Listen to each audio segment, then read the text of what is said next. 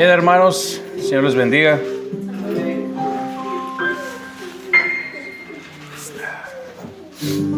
A pesar de que seguimos siendo humanos, pero el Señor se digna bajar de vez en cuando a visitarnos. Bien, hermanos, abra su Biblia en el libro de Juan, Evangelio de Juan, capítulo 17.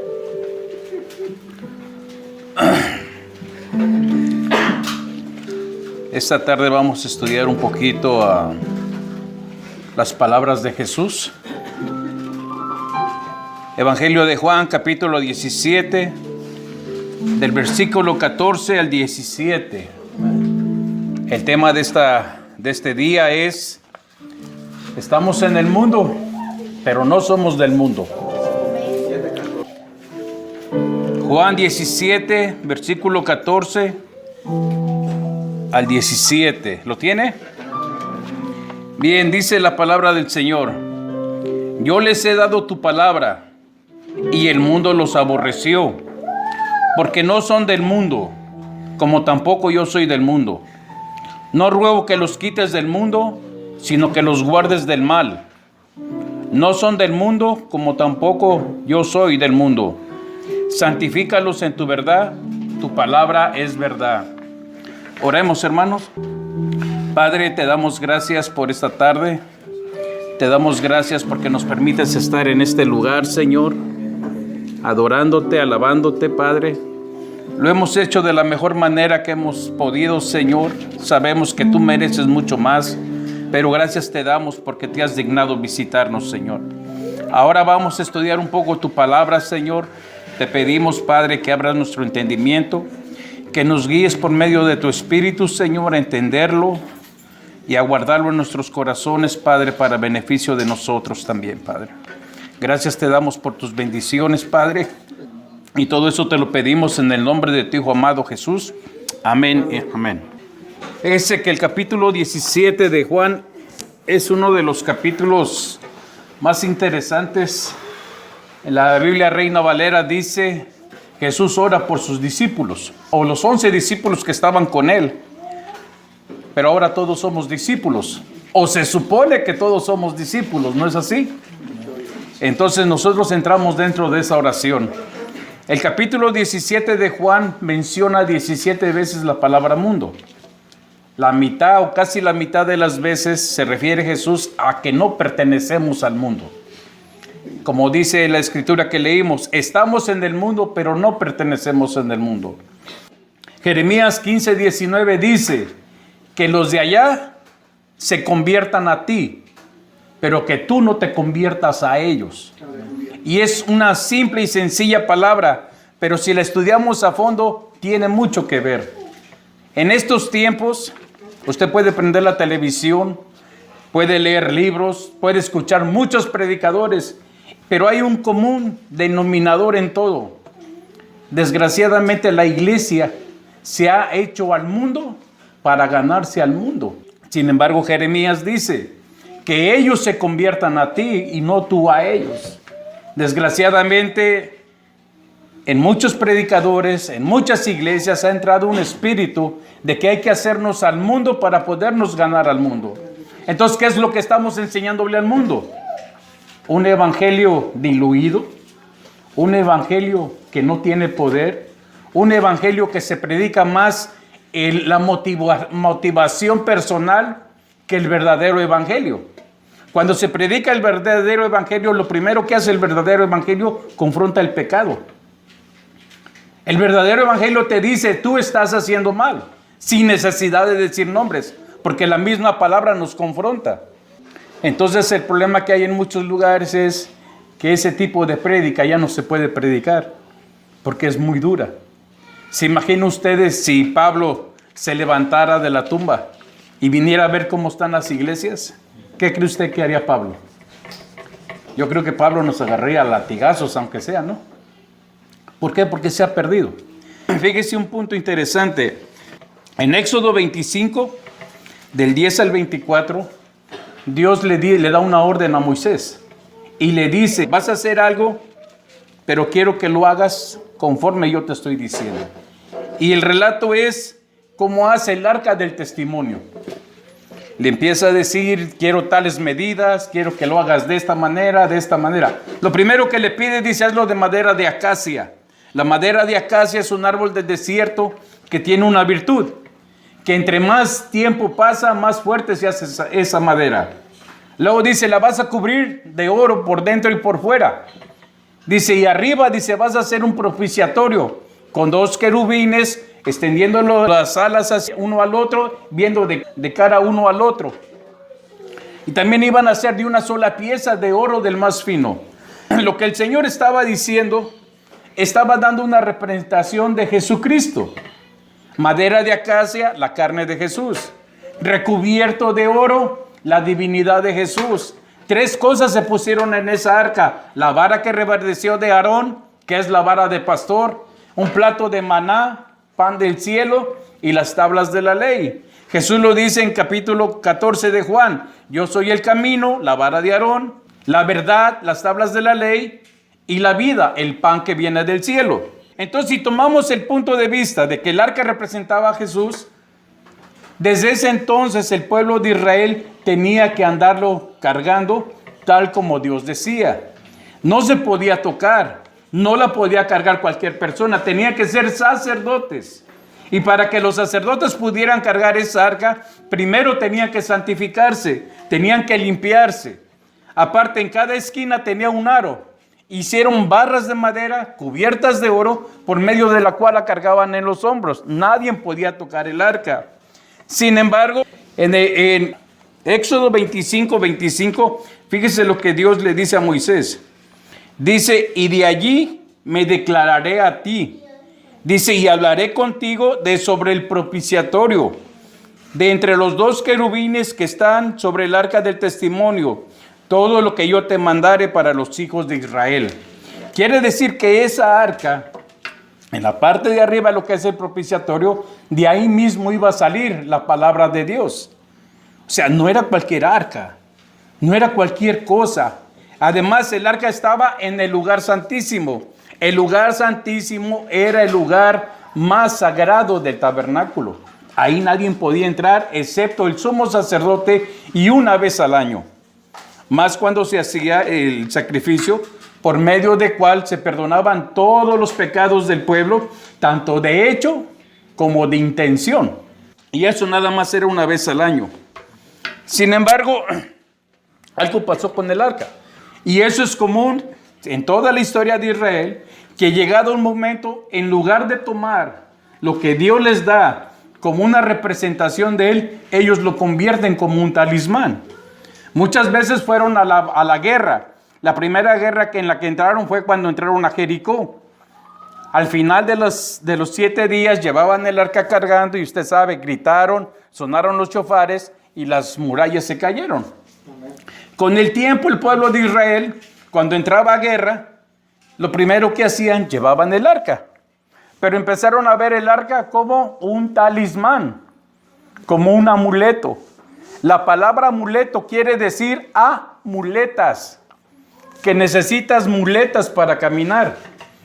Entonces, el arca, llegado el momento, el pueblo de Israel ya no la tenía en estima como Dios quería que la tuvieran, sino que ya la usaban como algo que les ayudaba a ganar las guerras. En una ocasión, los primeros libros de Samuel, dice que fueron a la guerra con los filisteos. Y pasó exactamente lo mismo. Tomaron el arca, la llevaron, pero sucedió algo. Los filisteos les hicieron una matazón, como 30,000 personas, y les quitaron el arca. Y ahí sucedió algo interesante. Fíjese lo que dice Primera de Samuel 5, capítulo 5, dice, el arca estuvo en 5 ciudades filisteas. Estuvo 7 meses. 7 meses. Si usted después lee el capítulo 5, dice la historia que los filisteos lo que hicieron, llevaron el arca a la primera ciudad mayor que tenía Filistea, que era Ashdod. Filistea tenía 5 ciudades grandes: Ashdod, Askelón, Acrón, Gat y Gaza. Sin embargo, en Ashdod estaba el templo al dios Dagón. Todo lo que hicieron los filisteos, tomaron el arca, fueron y lo pusieron en el templo de Dagón. Dice la historia que al otro día que ellos se levantaron, la Reina Valera dice que estaba postrado Dagón. En hebreo dice que estaba caído de cara enfrente del arca. Ellos no entendieron por qué. Simplemente levantaron a su ídolo, lo volvieron a poner de pie. La segunda vez, al siguiente día que volvieron a llegar, encontraron lo mismo, pero de diferente manera. La cara y las manos de Dagón estaban cortadas. Y dice que hasta un tiempo después, o muchos años después, ni los sacerdotes de Dagón se atrevían a pisar el lugar donde había caído ese dios. La palabra Asdod quiere decir poderosa, pero nadie es poderoso delante de Dios. El arca significaba el poder de Dios, la presencia de Dios, y ningún ídolo pagano, satánico o diabólico puede estar frente de él de pie. Cuando eso lo vieron, aparte los filisteos empezaron a sufrir enfermedades. Tuvieron plagas de ratas, de ratones, y dice la Reina Valera que eran tumores que les salieron a ellos. Tumores. Pero la versión en hebreo dice que eran hemorroides, porque habla de las partes secretas de los filisteos. Llegó un momento que los de Asdod ya no quisieron tener el arca ahí. Pero una cosa curiosa, no estaban muriendo, estaban siendo atormentados. De ahí decidieron mandarlo a Ascalón, a la segunda ciudad. Ellos dijeron, tráiganla para acá, aquí la vamos a tener. Les pasó exactamente lo mismo. La palabra Ascalón quiere decir fuego de infamia. Les pasó exactamente lo mismo. Cuando ellos ya no pudieron, dijeron los de Gad, tráiganla para acá. Gad quiere decir lagar o prensa de uvas. Igual les pasó exactamente lo mismo. Cuando ellos ya no la quisieron, dijeron los de Acrón, tráiganla para acá. Acrón quiere decir desarraigado, que no tiene raíces. Al final ellos ya tampoco la quisieron y por fin llegó a Gaza. Gaza quiere decir fortaleza. Cuando por fin llegó a Gaza, tampoco ellos la quisieron. 7 meses estuvo en tierra filisteas. Pero hay una cosa interesante. Ellos, ¿de qué manera manipularon el arca o cómo la tomaron? No lo dice. Pero lo que sí dice la Biblia es que las varas no tenían que salir de los aros. Entonces se entiende que ellos la tomaron de las varas y la anduvieron trayendo para allá y para acá. Pero hay una cosa interesante. ¿Por qué Dios no los mató? ¿Se ha puesto a pensar en eso? ¿Por qué Dios no los mató? Puede haber una razón muy interesante. Cuando Dios mata a alguien es porque conoce su palabra y no quiere seguir la palabra de Dios. Ahí tenemos aquel que murió por haber blasfemado contra el Espíritu Santo delante de Pedro, que murió junto con su mujer. Sin embargo, los filisteos sabían del Dios de Israel, sabían cómo se llamaba, porque hay un versículo en el capítulo, en Primera de Samuel 6:8, donde los sacerdotes, cuando piden que la regresen al pueblo de Israel, dice: tomaron luego el arca de Jehová y la pusieron sobre un carro. Pero aquí lo interesante es esto, que el pueblo de Filistea trató de tener el arca de Dios como presa, pero Dios en su grandísima misericordia no los mató. ¿Podríamos decir, es que Dios hizo algo diferente? No. Dios siempre ha dicho, yo tendré misericordia de quien quiera tener misericordia. Si tuvo misericordia de Nínive, que no iba a tener misericordia de los filisteos.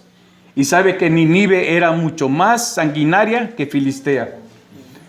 Ahora, cuando ellos lo que hacen, regresan el arca a Israel, lo ponen en un carro nuevo, jalado por 2 vacas recién paridas, y no les dejaron los becerros. Dijeron los sacerdotes, quítenle los becerros, pónganlos en el corral, y si las vacas agarran a caminar a tierra de Israel, es que Dios quiere que el arca regrese a Israel. Y si se regresa, es que no quiere que se vayan. Sin embargo, las vacas agarraron a caminar hacia un lugar que se llama Ebenezer. Ebenezer quiere decir piedra de ayuda. Cuando ellos llegan ahí, está durante mucho tiempo el arca ahí. Y más adelante, en 2 de Samuel, capítulo 6, ya David es rey, ya es rey de Israel. Entonces él decide ir por el arca. Entonces lo que hace David, junta a la gente, van y traen el arca y la suben en un carro nuevo. Entonces vienen caminando en el camino, todos vienen haciendo fiesta, pero dice la Biblia que el carro se atoró o se golpeó, cayó en un hoyo. Entonces el arca se movió y un hombre llamado Usa lo que hizo fue meter la mano para que el arca no cayera. Sin embargo, cuando mete la mano, toca el arca y inmediatamente cae muerto porque Dios se enojó de que había tocado el arca. La Biblia dice, la Reina Valera dice que David se entristeció por Usa. Hay unas versiones en español que dice que David se enojó. Se enojó porque Dios mató a Usa por haber tocado el arca cuando el hombre solamente intentó evitar un mal mayor. Sin embargo, esto nos enseña una cosa. Si Dios no mató a los filisteos que estaban moviendo el arca de para aquí y para allá, pero sí mató a un hombre que trató de proteger el arca, es por una razón. Allá en el mundo hay mucha gente que solamente sabe de Dios lo que ha escuchado, pero no conoce al Dios como nosotros decimos que lo conocemos. Lo que está haciendo Dios con David es, si tú sabes cómo se debe mover el arca, quién la debe de cargar, qué es lo que se tiene que hacer, ¿por qué no lo estás haciendo? Ese es el problema de la iglesia ahora, hermano. ¿Por qué sufrimos tantos ataques del enemigo? ¿Por qué estamos temerosos de lo que está pasando allá afuera? Porque no estamos cargando al Señor como debemos llevarlo, ¿o sí? Si de veras estuviéramos haciendo bien las cosas como Dios quiere, ¿acaso tendríamos miedo? En el año 2000, a fines de año, allá en Washington, D.C., había 2 personas que estaban tiroteando, no sé si ustedes se acuerdan. Mataron a 10 personas. Mi mujer y yo estábamos encargados de la iglesia de Maryland. ¿Sabe que en esos 3 meses que ese hombre anduvo matando, la iglesia no se llenaba? La iglesia no llegaba gente. Porque en el área andaba alguien que andaba matando, andaba tiroteando a la gente en las gasolineras. Y la iglesia estaba a un lado de una gasolinera donde todos pasábamos a echar gasolina. El pretexto era, ¿y qué tal si anda el asesino allá afuera? Entonces parecíamos más filisteos que verdaderos cristianos. ¿Por qué? Porque si nosotros que nos decimos ser cristianos no seguimos las reglas de Dios, no caminamos, no cargamos al Santo Cristo como debemos cargarlo, por eso es que tenemos miedo, ¿sí o no? Si yo estoy bien con Dios y estoy haciendo bien las cosas, ¿a qué le tengo miedo? ¿No dice Pablo que el vivir en Cristo es qué? Es la vida, y morir ¿qué es? ¿Cuántos se quieren morir? Nadie se quiere morir, ¿por qué? No estamos bien. Exactamente, porque no estamos bien, en algo estamos fallando. Vean los filisteos, ni ser la fortaleza, ni ser prensa divino, ni ser esto, ni ser poderoso, ni ser nada. De nada les sirvió, puesto que ellos no movían el arca con el respeto que tenían. Aún a David le pasó. David, ¿qué fue lo que hizo? Lo subieron en un carro nuevo cuando Dios decía, tienes que llevarla cargando. Tienen que ser levitas, tienen que santificarse 3 días. ¿Qué santificarse? Purificarse, apartarse, ayunar. ¿Cuántos de nosotros ayunamos, hermano? ¿Sabe que muchos dicen, voy a hacer el ayuno de Daniel? ¿Cuál fue el ayuno de Daniel? Que comía puras verduras. Ese no es ayuno. Lea lo que dice la Biblia. Ayuno es abstenerse de comida y de bebida. Había ocasiones que el pueblo de Israel, cuando Dios decía, quiero que todo, hasta los animales van a ayunar, ni aun los bebés de pecho comían. Muchos dicen, no, es que yo hago el ayuno de Daniel. Daniel nunca hizo ayuno. ¿Sabe lo que sucedió? Que cuando Daniel entró a la cocina del rey y vio que estaba la carne ahí, en ese entonces cada animal que se sacrificaba a un dios. Y se le ponía un sello, animal sacrificado al dios fulano. Entonces Daniel entra y ve toda la carne, ve que tiene un sello, le dice al jefe de los eunucos, danos puras verduras porque yo no me puedo contaminar con esa carne. No es que ayunó de carne. Ese no es un ayuno. El ayuno es abstenerse de comer y de beber. Solo que el evangelio light, el evangelio diluido dice que eso se puede hacer. Hay otros hermanos que ayunan, empiezan a las 8 y a las 12 ya entregaron. ¿Cuál es el chiste de hacer ese ayuno? ¿Me entiende? Dice, hasta los paganos lo hacen. Por eso dice Jeremías, no te conviertas a ellos, que ellos se conviertan a ti. ¿Me entiende? ¿De qué sirve que nosotros ya no tenemos ídolos? Ya no tenemos imágenes en nuestras casas. Y nos estamos comportando igual cuando estábamos en esa religión, los que vienen de esa religión, o los que andábamos afuera. Es exactamente lo mismo que hacían los filisteos. Si los filisteos hubieran entendido lo que en realidad representaba el arca, tenga por seguro que no la hubieran metido en el templo de Dagón. Pero aún dentro del templo de Dagón, Dios les demostró que Él era más grande que sus propios ídolos. Dígame, ¿qué necesita hacer Dios para demostrarnos que sigue siendo poderoso? ¿Qué necesita hacer Dios a cada uno de nosotros para entender que debemos vivir de acuerdo a los requerimientos de Él? ¿Qué necesita hacer Dios para nosotros, para enseñarnos qué es lo que estamos haciendo mal? Si tenemos temores por algo, como acaba de decir el hermano Abel, es por algo. ¿O nomás se tiene temor porque sí? Yo les hago una pregunta, hermano. Si Dios ya no nos quiere aquí, ¿acaso el mismo trabajo que estamos haciendo aquí no lo podemos hacer en nuestro país? Es exactamente lo mismo.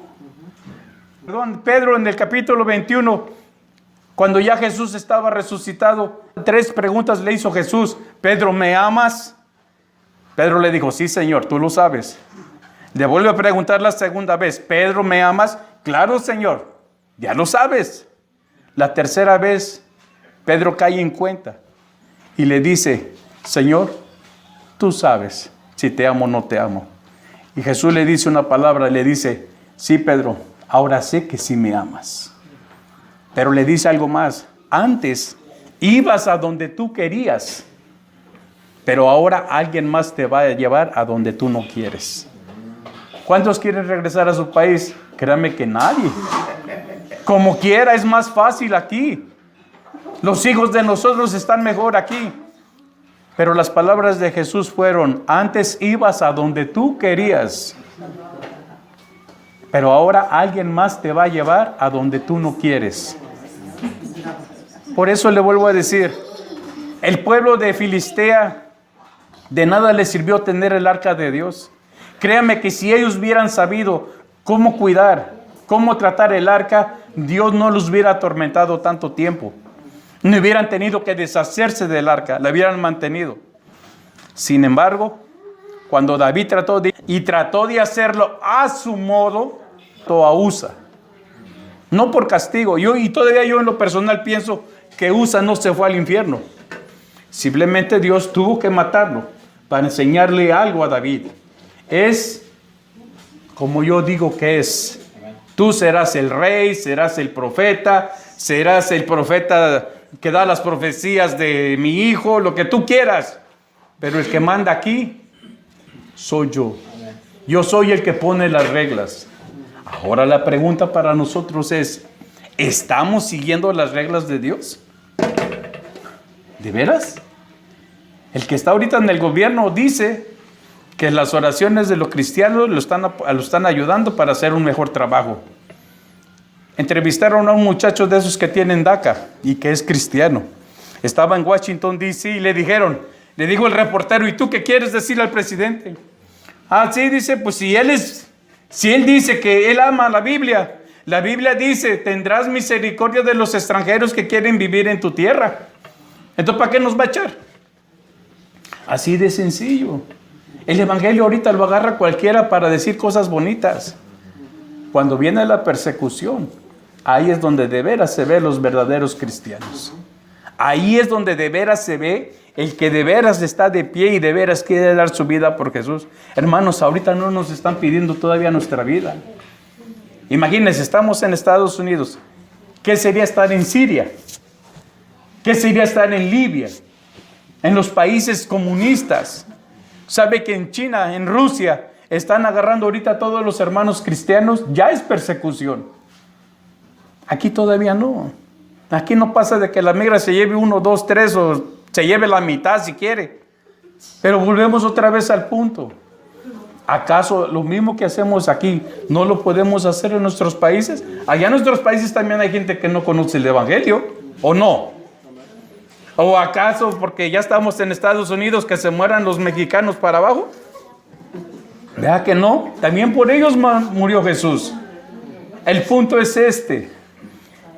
No importa que estemos en Estados Unidos, no importa que estemos en cualquier país de la tierra, Dios tiene sus reglas. Sí, Dios tiene sus requerimientos para llevarlo, para entenderlo, para obedecerlo. El hecho de que estemos en este lugar no quiere decir que Dios nos tiene en un lugar porque somos mejores, no. El otro día estaba yo viendo un video de un pastor, tiene poliomielitis. Él no puede caminar, se arrastra para caminar y anda predicando. Se llama Rafi Martínez. Y él dijo una palabra que a mí se me quedó grabada. Dice que le dijo Dios, en el cielo no hay compasión. Dice, porque yo no te uso a ti por compasión o por lástima. Yo te uso porque cuando naciste yo tenía un propósito para ti y lo estás cumpliendo. Aquí no estamos porque somos más bonitos, somos mejores que otras naciones, no. Estamos aquí porque desde que nacimos Dios tenía un propósito con nosotros. Algunos tardamos años para entenderlo, otros tal vez no tanto, pero todos tenemos un propósito. Pero el primer propósito que Dios tiene es que obedezcamos sus reglas, que obedezcamos sus leyes. Si Él dice esto no se hace, no se hace.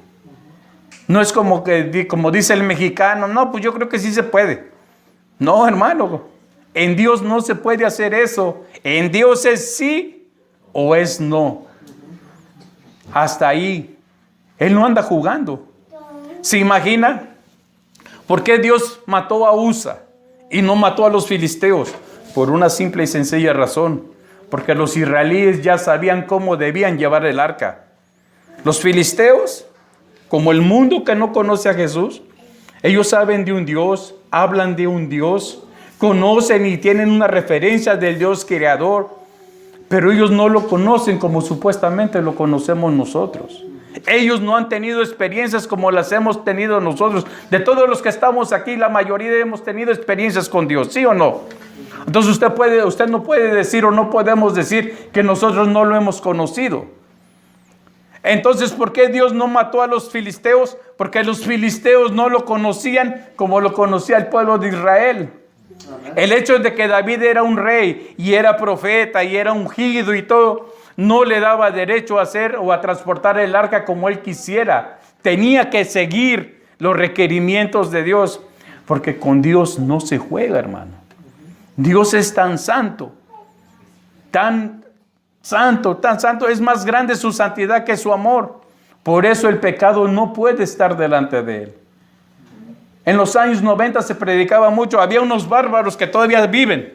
¿Por qué Dios los tiene vivos? Yo no sé. Pero todavía están en la televisión. Uno dijo, yo vi a Jesús y Jesús mide casi 7 pies. ¿Usted cree que si viéramos a Jesús aquí de pie, lo íbamos a andar midiendo para saber cuánto mide? Y ese bárbaro diciendo, mide 7 pies. Hubo otro que dijo, su palma mide tanto a tanto, mide tantas pulgadas. ¿Usted cree que Jesús va a andar dejándose medir las palmas para que a un predicador venga a decir, mide tanto su palma? Esas son tonterías, hermano. Son las peores tonterías que puede usted escuchar en un predicador. Dios es tan santo que cuando se muestra lejos. no se quita.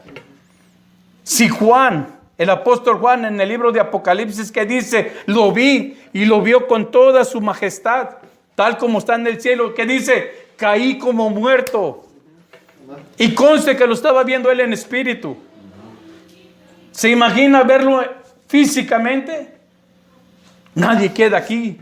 Nomás se vería así, ¿cómo se llama? El humito de todos carbonizados. Porque eso es lo que pasaría. Por eso Dios le dice a David, sabes que tienen que ser los levitas, sabes que se tienen que santificar, sabes que tienen que llevarla cargando, no en un carro nuevo. Por eso murió Usa. Por eso murió Usa. ¿Qué era lo que más le dolía a David? Que se murieran sus ovejas, que eran los hombres. Entonces David se regresa a Jerusalén y manda a prepararse a todos.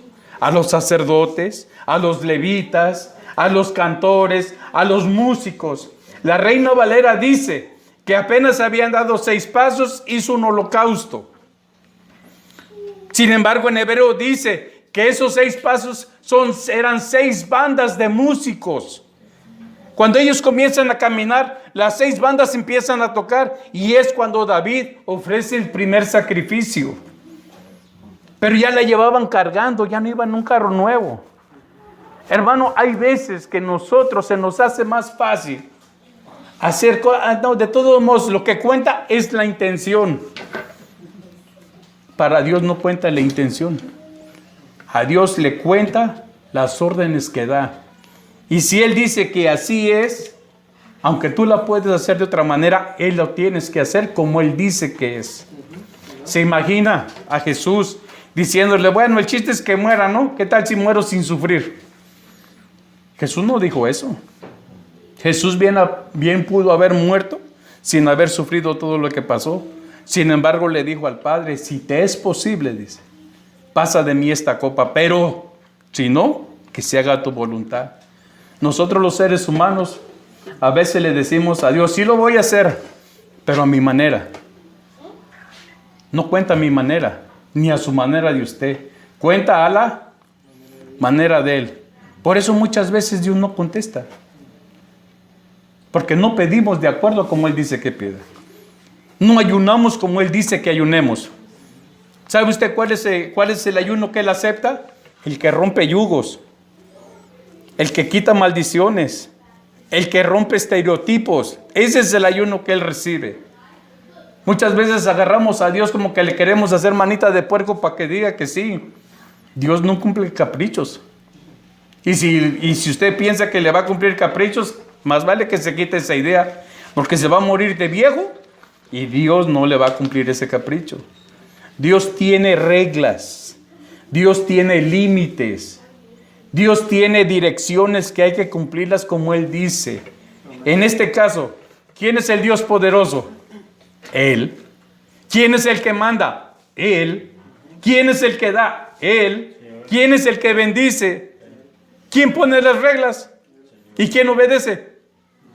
Se supone que nosotros, ¿no? Dicen un dicho en México que el que paga manda. El que da es Él. Él dice cómo hay que hacerlo. Por eso, como le vuelvo a decir, hermano, a veces es difícil tan siquiera escuchar la palabra. Porque la palabra nos dice cosas que no queremos escuchar. Hay cosas que la palabra nos dice que nos quita muchos pensamientos que tenemos dentro de nosotros. Pero Dios lo hace con una razón. Dios siempre está tocando. Hey, haz caso. Haz caso. Oye, ponte a trabajar. Haz esto, haz lo otro. Y uno que le dice, ay, Señor, ay, luego. Ay, después. Y cuando viene la persecución o el problema, todas las iglesias se llenan. ¿Sí o no? Los que no iban a la iglesia ahora están metidos en la iglesia para que no llegue inmigración. ¿Sí o no? Imagínense que el hermano Odell dijera, esta es una iglesia santuario. ¿Se iba a llenar? ¿A poco no? ¿Por qué es necesaria la persecución? Porque es la única manera que Dios tiene de hacernos recapacitar. Es la única manera que Dios tiene para hacernos entender que estamos mal. Ahorita, migración. Cuando no es migración, la policía. Cuando no es la policía la falta de trabajo. Cuando no, es una enfermedad. Pero Dios siempre está tocando. Enderézate, enderézate, ya es tiempo, ya deja de jugar. Dígame usted, hermano, cuando comenzamos en el caminar cristiano, yo lo hice. Yo le decía, dame una oportunidad. Dame una oportunidad. Yo quiero trabajar para ti. Yo quiero hacer algo. Yo iré a donde... Decíamos lo que decía Isaías, ¿no? Envíame a mí. Si no tienes a quién enviar, envíame a mí, ¿no? Y ahora que ya estamos acá, ahora envía a otro. Ahí está el pastor. Yo no soy el pastor. Ahí está el hermano fulano. Ahí está el hermano sutano. Ya no decimos envíame a mí. ¿Por qué? Porque hemos caído en una comodidad. ¿Sabe usted por qué Jesús le dijo a los discípulos, no se vayan de Jerusalén hasta que sean revestidos? ¿Sabe por qué? Por la persecución que se venía. ¿Quién fue el primero que salió corriendo? Felipe. ¿A dónde fue a dar Felipe? A predicarle al eunuco en el desierto. ¿Ya? Si no viene persecución, no se ora. Si no hay persecución, no se busca a Dios como se debe buscar. Si no hay persecución, no anda uno con cuidado, porque cuando todo está bien, anda uno en la calle como si no le debiera uno a nada. No le tuviera miedo uno a nada. Pero cuando viene la persecución, le tenemos miedo a todos. Ya nomás tocan a la puerta y corre uno a esconderse, ¿sí o no? ¿Sí o no? O primero se asoma por la ventana. ¿Y antes qué? Hasta la puerta estaba abierta, ¿sí o no? ¿Verdad? ¿De qué manera Dios nos va a hacer recapacitar si no nos mete tantito miedo? Y conste que no es el miedo de Él, miedo de la situación que está afuera. Por eso le vuelvo a decir, cuando andábamos en el mundo sabíamos de Dios, pensábamos que trabajábamos bien, que éramos buenos. Como mucha gente ahorita dice, pues yo no soy malo, yo no he matado, yo no robo. Pues sí, pero sigues pecando. ¿Me entiende? Da lo mismo, como le digo, da lo mismo irse al infierno por un pecadito chiquito, como por irse uno grandote. Pecado es pecado, y delante de Dios no puede haber ni el pecado más chiquito. Y eso, lea la historia de David. La Biblia, el Reina Valera dice que era un corazón conforme al de Dios. Conforme quiere decir que era el mismo tipo de corazón de Dios. ¿Cuántas veces no pecó David? David pecó de orgullo, adulterio, asesinato, fornicación. Y sin embargo, Dios lo usaba.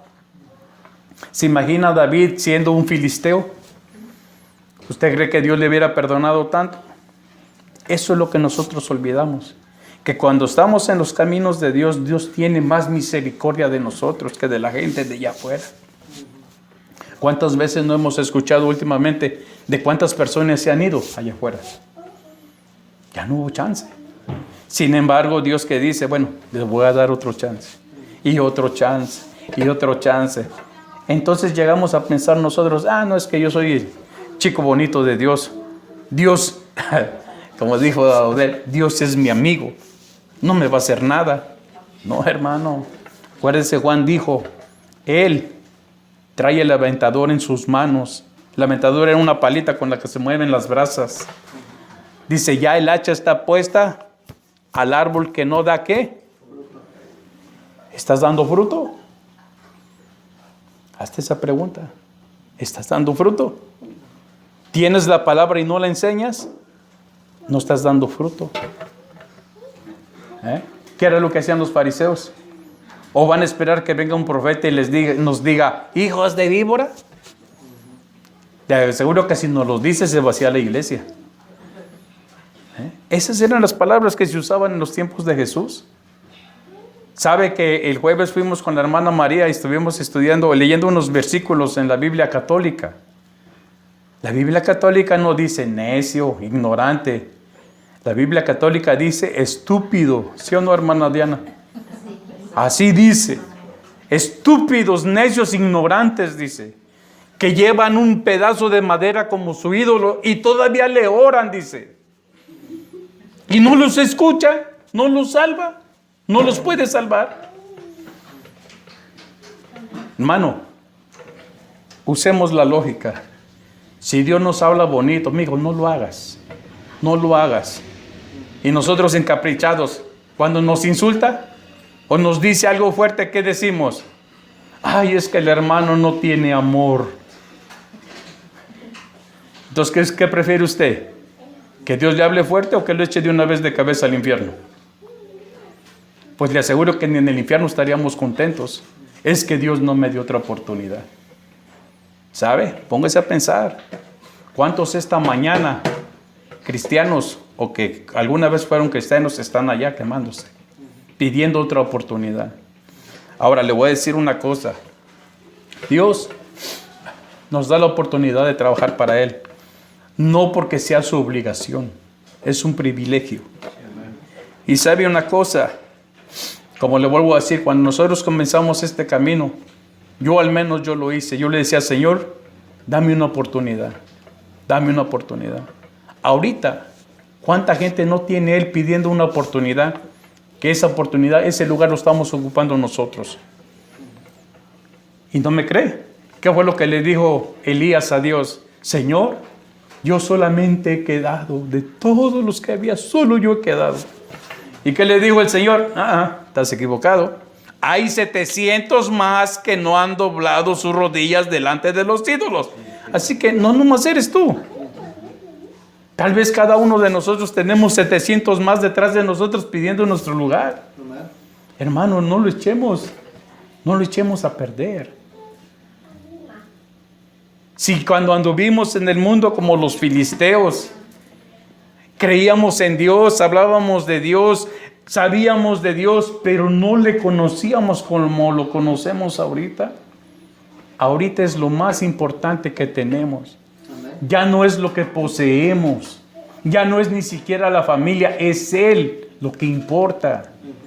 Jesús dijo, de aquel que no es capaz de dejar padre, madre, hijos, hermanos, por causa mía, no es digno de mí. Yo entiendo, a veces es difícil dejar la familia, pero al fin del todo, ¿quién nos va a salvar, la familia o Jesús? ¿Quién nos compró para Dios, la familia o Jesús? ¿Se da cuenta? Él hizo todo. Él hizo todo. ¿Qué más podemos hacer nosotros más que seguirlo? Más que obedecerlo. No importa que seamos pastores, no importa que seamos predicadores, no importa que seamos la iglesia más grande o la que tiene mayor gente. Eso a Dios no lo impresiona. Lo que en verdad a Dios impresiona es un ser humano que de veras quiere hacer su buena voluntad y su magnífica voluntad, su santa voluntad todo el tiempo. Que en el trabajo cuando nos insulten no respondamos igual. Que incluso nos quedemos callados, es lo que Él quiere. Que cuando tengamos oportunidad de hablar del Evangelio lo hablemos tal como está escrito. No que le echemos de nuestra cosecha. Porque si nosotros le ponemos de nosotros, diluimos el mensaje. Tampoco se trata de andar condenando a medio mundo al infierno. Si Dios tuvo misericordia de nosotros, de no mandarnos al infierno, ¿qué hacemos nosotros mandando al infierno a los demás? Solo porque te dicen que no, o que no quieren nada ahorita escuchar de Dios. ¿Cuántas veces nosotros rechazamos? ¿Sabe lo que yo hacía? Cuando yo le decía al hermano, me decía el hermano, ¿puedo llevarle un estudio a su casa? Sí. Cuando veíamos que venía el hermano, apagábamos todo, la televisión, las luces y cerrábamos todo. Y escondidos ahí en la recámara. Y el hermanito toque y toque y toque. Y nosotros, con mis hijos. Así era yo hacía al principio, hermano. ¿Me entiende? Gracias a Dios que con el tiempo Dios me hizo entender que no era así. ¿Qué tal si me hubieran matado ahí junto con mi familia? Yo ya estuviera allá abajo sin esperanza, hermano. ¿Cuántos lo hemos hecho? Así como nosotros les hicimos, así nos lo hacen a nosotros, ¿sí o no? Ay, entonces si nosotros nos enojamos, castígalos, Señor. Échalos al infierno. No. Tenga por seguro que ese viejito que iba a mi casa, que yo no le abría la puerta, yo creo que nunca dijo eso. Por eso es que Dios tuvo misericordia. Si lo hubiera dicho, créame que algo más peor me hubiera pasado. Pero es como le digo, hermano. Los filisteos tuvieron el arca de Dios, tuvieron la presencia de Dios, pero debido a que eran pecadores no supieron valorar lo que tenían en sus manos. Créame que si esa arca